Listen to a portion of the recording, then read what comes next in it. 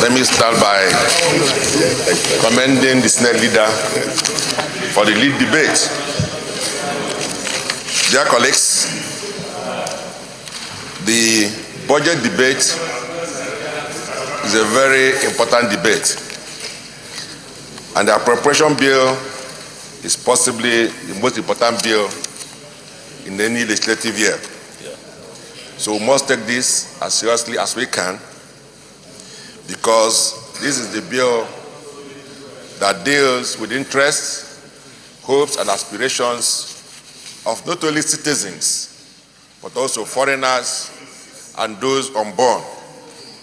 And that's why I would like to start my contribution by addressing the issue of the debt profile.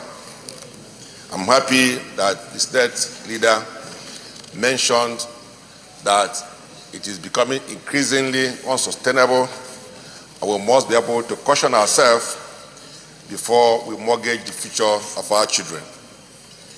Some countries are already in danger, including Indonesia, because of the borrowing they had in the past, because for every money you borrow, there must be a day for payment.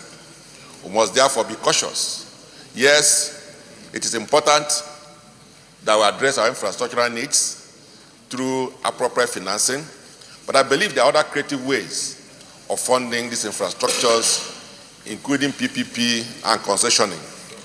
For us to depend on borrowing means that we are putting our future in jeopardy, and therefore it is time for us to ensure that our debt to GDP ratio must not exceed the acceptable level. Having said that, Mr. President, distinguished colleagues, the other issue I would like to talk about is the budgetary cycle.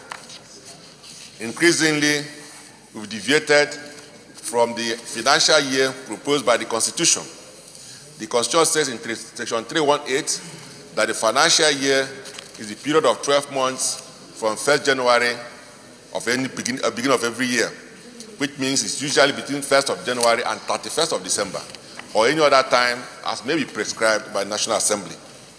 Over the last 4 years, the average period for which budget has been passed in this Assembly has always been in May, and I believe it's a very dangerous trend.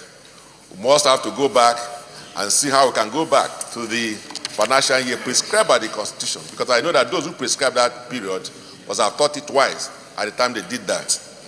And the implication of what is happening now is that the executive consecutively or consistently have brought the budget quite late, usually towards the end of December or shortly before we leave on break in December. And that makes it impossible for the National Assembly to consider this until sometime into January. And this year has even been worse because we have to go into election.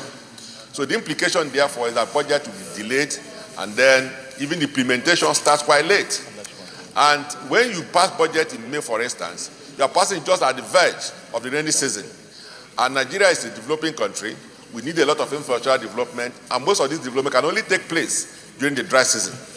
If we must adjust the financial period as provided by the Constitution, we need to adjust it backwards to start maybe in September, so that the whole of the dry season from October to sometime April can be utilized. But for us to move our budgetary, the financial year from January to May, I believe that this is not good for our development, and we must do everything possible. As we go into the next assembly, I believe that is something we need to address between the executive and the parliament to ensure that we discipline ourselves regarding the time to prepare the budget, the time to present it, and the time to consider it. Because this is what happens every year. Now, we know that there will be budget next year. I expect the executive to start preparation of this budget early enough so that latest by September, that budget would have come, and they will have maybe a month or two to deal with it, so that implementation will start early enough during the dry season. And finally, Mr. President, distinguished colleagues, now that we are just out of election, yes, the budget may have its own shortcomings, it may have some mistakes, it may have some distortions, but I think that the best we can do for our country at this moment is to pass this budget expeditiously.